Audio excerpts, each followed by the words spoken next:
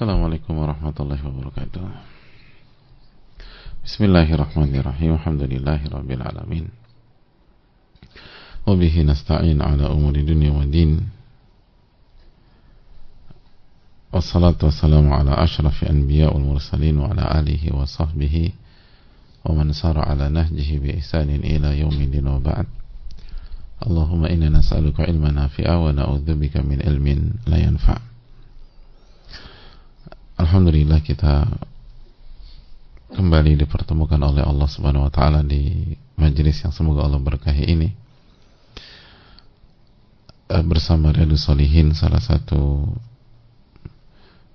karya yang sangat fenomenal di dunia Islam yang ditulis oleh ulama besar Al-Imam Yahya bin Sharaf bin Muri Abu Zakaria yang biasa kita kenal dengan nama Al-Imam An-Nawawi rahimahullahu ta'ala, nama yang tidak asing lagi, dan kitab yang dikaji di berbagai macam masjid, surau, musalla, sekolah, bahkan di tempat-tempat pertemuan lain, karena kedudukan kitab ini yang begitu luar biasa. Dan Allah berikan kita kesempatan untuk mempelajarinya. Semoga Allah Subhanahu wa taala memberikan kita ilmu nafi dan melindungi kita dari ilmu yang tidak bermanfaat. Amin ya rabbal alamin. Hadirin Allah muliakan, dan kita meminta kepada Allah Subhanahu wa taala dengan nama-namanya yang maha indah dan sifat-sifatnya yang maha sempurna, agar Allah Subhanahu wa taala senantiasa menjaga kita, orang-orang yang kita cintai, keluarga kita, orang tua kita, guru-guru kita, ulama-ulama kita, dan umat dimanapun berada, khususnya yang terzalimi dan yang sedang teraniaya di Palestina dan di berbagai macam tempat yang lain. Semoga Allah Subhanahu wa taala memberikan kesabaran bagi mereka. Semoga Allah Subhanahu wa taala memberikan keistiqomahan bagi mereka. Semoga Allah Subhanahu wa taala memberikan pahala yang besar untuk mereka. Semoga Allah Subhanahu wa taala memberikan husnul khatimah bagi yang wafat di antara mereka. Semoga Allah Subhanahu wa taala mengokohkan hati-hati mereka dan mengobati yang sakit dari mereka. Dan semoga Allah Subhanahu wa taala memberikan taufik kepada kita untuk senantiasa mendoakan mereka dan membantu mereka dengan segala keterbatasan kita sesuai dengan kondisi masing-masing dan sesuai dengan jalan dan jalur yang sudah ditetapkan oleh pihak yang punya wewenang dan otoritas. Amin ya rabbal alamin. Dan hadirin Allah muliakan, semoga kita semua mendapatkan ampunan dari Allah tabaraka wa taala. Amin ya rabbal alamin. Kembali ke Riyadhus Shalihin, dan kita masuk ke hadis yang baru, hadirin sekalian. Hadis Jabir yang dikeluarkan oleh Imam Bukhari, Jabir bin Abdullah Al-Ansari.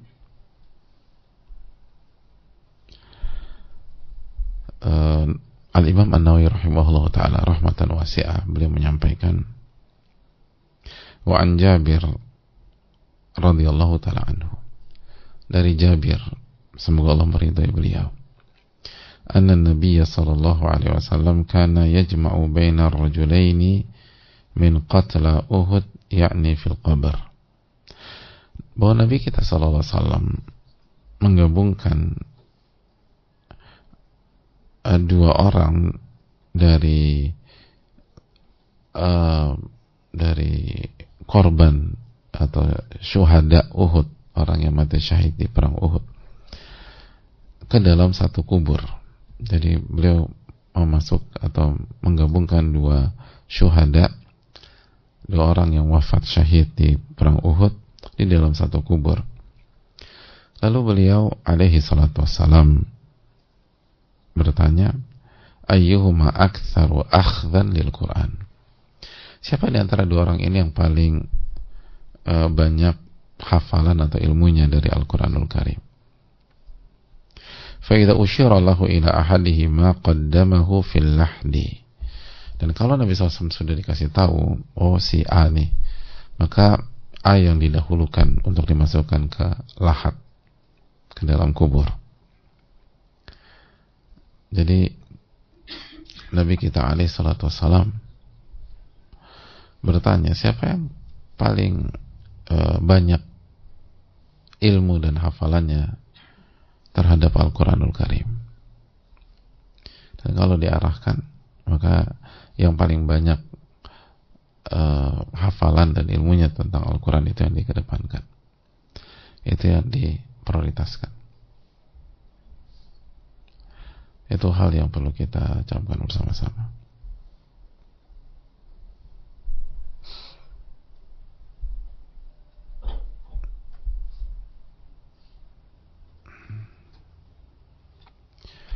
Hadirin Allah muliakan, ini hadis yang simple, sederhana, namun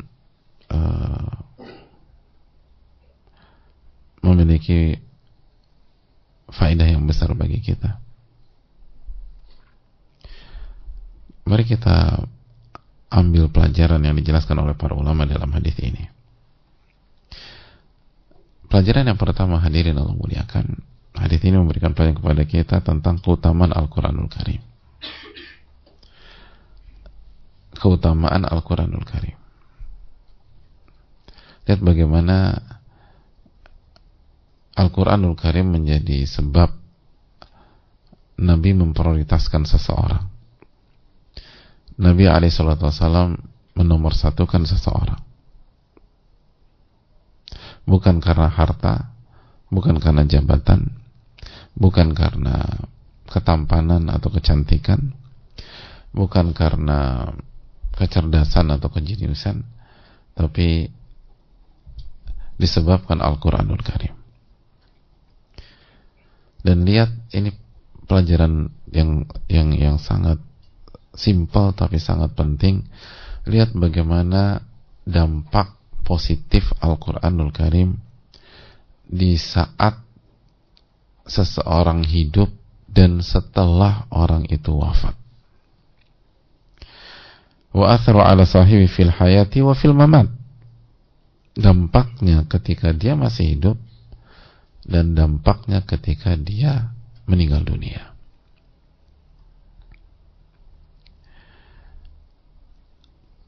Jadi dampaknya ketika dia hidup dan dampaknya ketika dia meninggal dunia.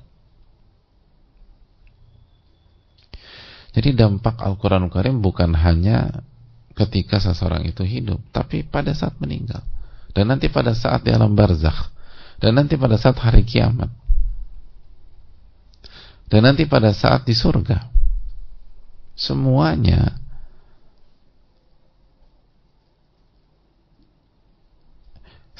itu, hadirin sekalian, merupakan dampak positif dari Al-Quranul Karim. Jadi bukan hanya ketika dia hidup, ketika dia wafat, dia dimuliakan oleh Rasulullah SAW dalam konteks ini. Dan kalau Nabi SAW memuliakan ahli Al-Quran, ya apalagi kita sebagai umat beliau. Ini cambuk bagi kita. Wong Nabi kita SAW memuliakan, masa kita meremehkan? Siapa kita? Nabi SAW memuliakan, lalu kita merendahkan, siapa Anda dan siapa saya? Kalau Nabi SAW saja memuliakan, menomorsatukan, memprioritaskan, maka ini warning bagi kita semua untuk mengikuti sunnah Rasulullah SAW.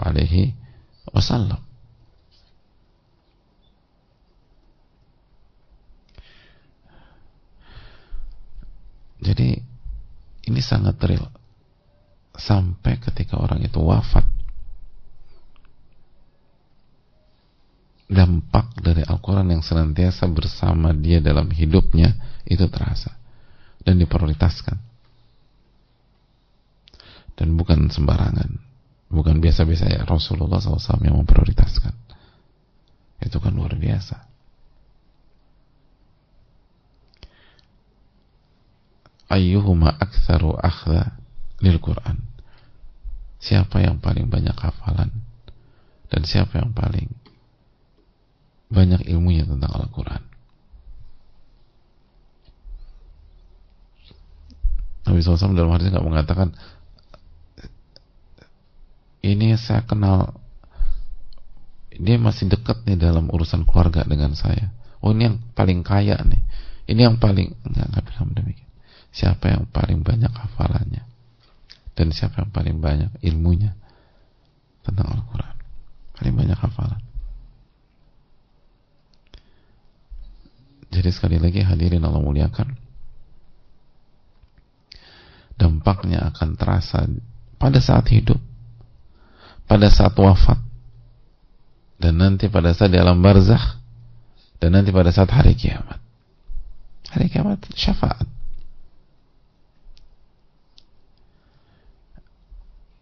Maka pelajaran berikutnya, secara konteks atau secara tidak langsung, hadis ini memberikan pelajaran kepada kita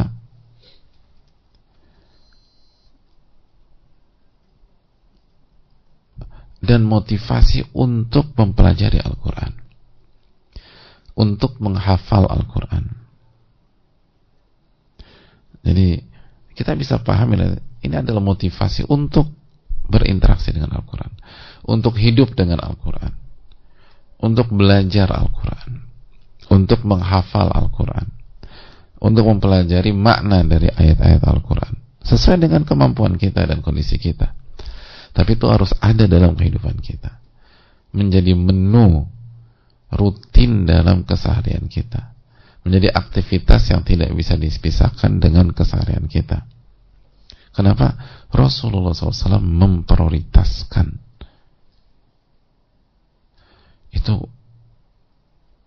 itu sangat-sangat dalam, hadirin. Manusia terbaik alaihi salatu wassalam memprioritaskan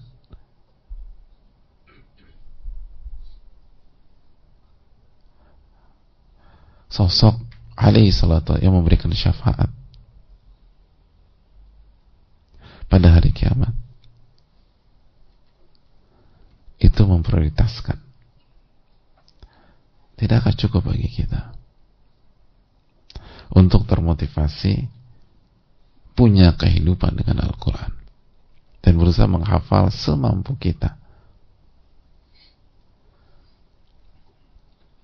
Jadi hadirin Allah muliakan,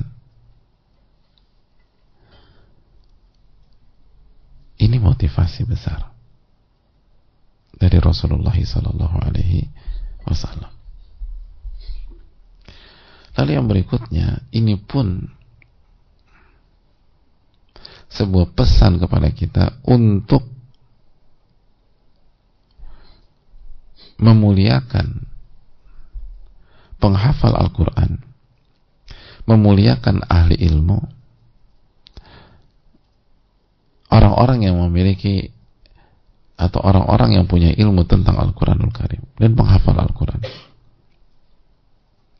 Sebagaimana keterangan dari Ibnu Ashur, katul isyara ila ikrami ahli ilmi wa ahli fadl. Ini memberikan isyarat atau pelajaran memuliakan ahli ilmu, memuliakan ahli Al-Quran, memuliakan orang-orang yang utama, memuliakan penghafal Al-Quran.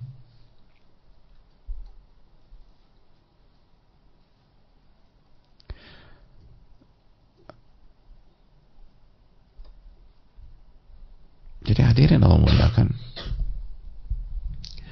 bahwa kita sebagai umat Rasulullah SAW diminta untuk memuliakan mereka. Bahkan semakin dalam, bukan hanya ketika mereka masih hidup. Bahkan kita diminta, diperintahkan memuliakan mereka pada saat mereka wafat. Setelah mereka wafat. Ini kan mereka telah wafat. Jadi bukan hanya pada saat hidup. Dan justru disinilah salah satu pembuktian keikhlasan kita dalam memuliakan ahli ilmu atau ahli Al-Quran. Kalau pada saat dia hidup mungkin kita punya kepentingan Allah Ta'ala alam. Karena kita tahu ahli ilmu atau ahli Quran punya hal-hal yang diminati oleh banyak orang. Maka bukan hal yang mengejutkan kalau ada pihak-pihak yang berusaha mendekat, berusaha baik, walaupun ternyata punya kepentingan. Itu nggak mengejutkan. Yang mengejutkan justru orang yang merendahkan. Itu mengejutkan. Kok bisa? Adapun orang di masyarakat, orang yang berusaha mendekat, berusaha baik segala macam, itu nggak mengejutkan. Karena memang mereka punya keistimewaan yang nggak dimiliki banyak orang. Wajar orang yang punya keistimewaan itu didekati, dibaik-baiki, diberikan sesuatu dan lain sebagainya. Yang mengejutkan adalah ketika ada orang nggak menghormati mereka, itu mengejutkan. Kok bisa? Terus mengaku muslim, mengaku beriman.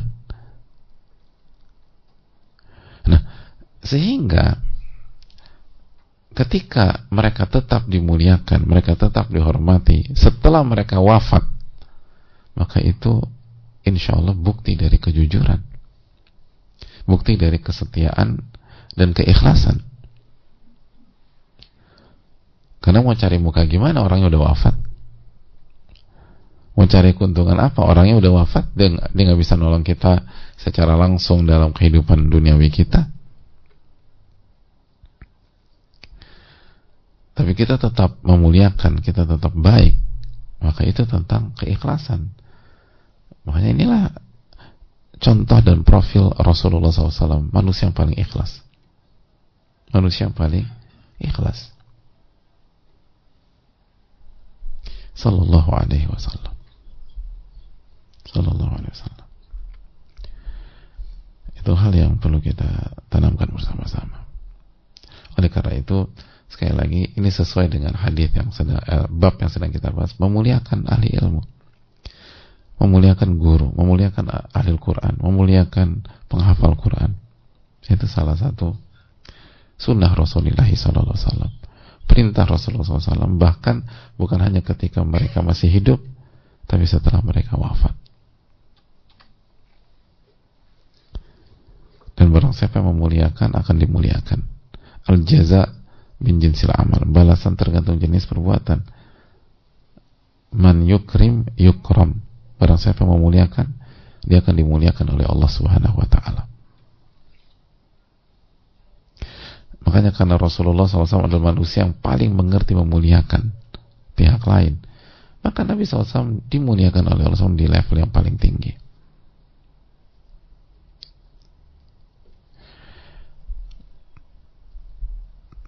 Dan pelajaran berikutnya, hadis ini memberikan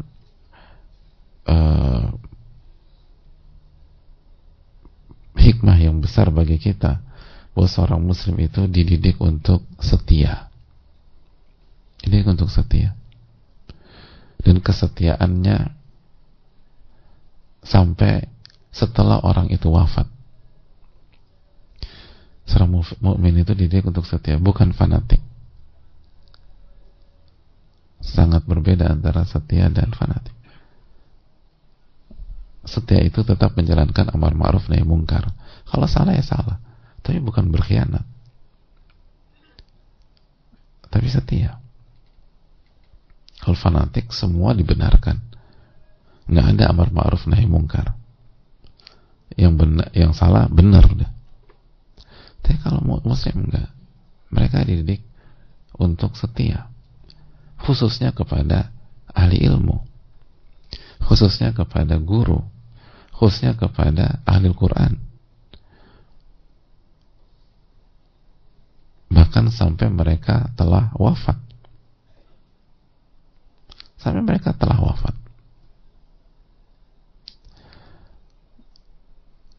Khususnya sama ahli ibadah, para aulia, wali-wali Allah Subhanahu wa ta'ala, orang-orang yang punya kedudukan. Kita tuh dididik untuk setia.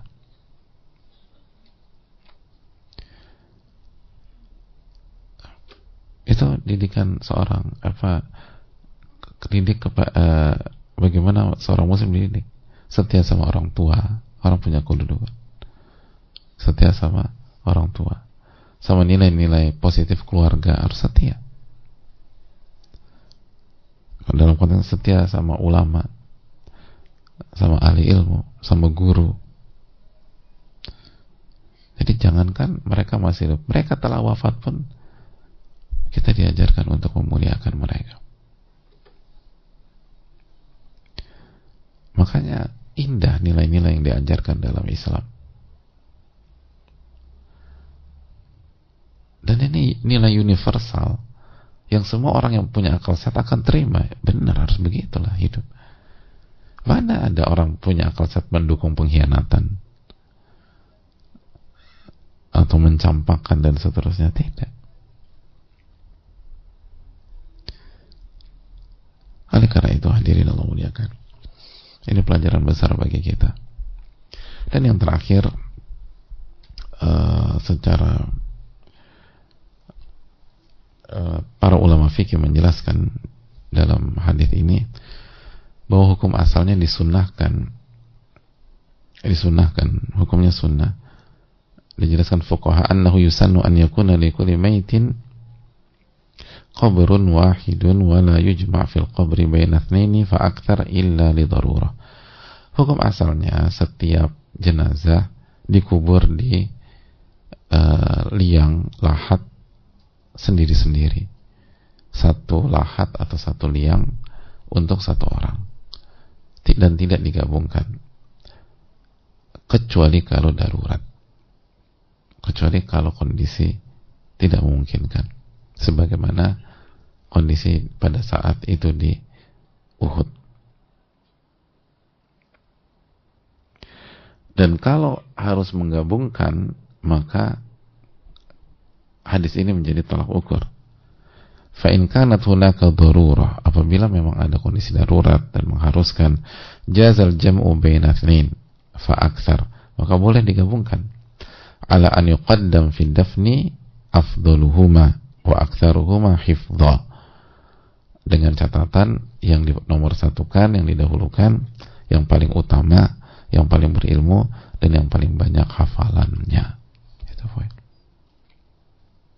Bukan yang paling kaya, bukan yang paling tampan, bukan yang paling cerdas semata, tapi yang paling berilmu, paling utama, dan yang paling banyak hafalannya. Itu keterangan para fuqaha, para ulama. Ini pelajaran bagi kita semua. Bagaimana seorang mukmin itu lagi-lagi setia dengan saudaranya sampai sudah wafat diurusi dan diperhatikan siapa yang paling berhak gitu. Siapa yang paling berhak diprioritaskan, sampai begitu kita tuh dididik sampai mikirin kayak begitu gitu. Bukan udah ada agama yang penting dikubur selesai. Oh enggak. Ini saudara kita. Kita diminta untuk setia dan memberikan hak orang. Kita diminta untuk memberikan hak orang walaupun dia sudah wafat. Gak boleh. Ini hak dia. Gak sama orang yang hidupnya dihabiskan dengan Al-Quranul Karim, dengan ilmu, dengan ibadah, dengan amal soleh, dengan orang yang levelnya di bawahnya. Berbeda. La yastabil mathalan. Dua profil itu nggak bisa disamakan. Maka kita harus tunaikan hak dia, dan itulah kesetiaan sampai setelah dia wafat. Ini bisa disampaikan sebuah manfaat. Allahumma inna nas'aluka ilman nafi'an wa na'udzubika min ilmin la yanfa'. Subhanakallahumma wa bihamdika asyhadu an la ilaha illa anta astaghfiruka wa atubu ilaik. Assalamualaikum warahmatullahi wabarakatuh. Syukran.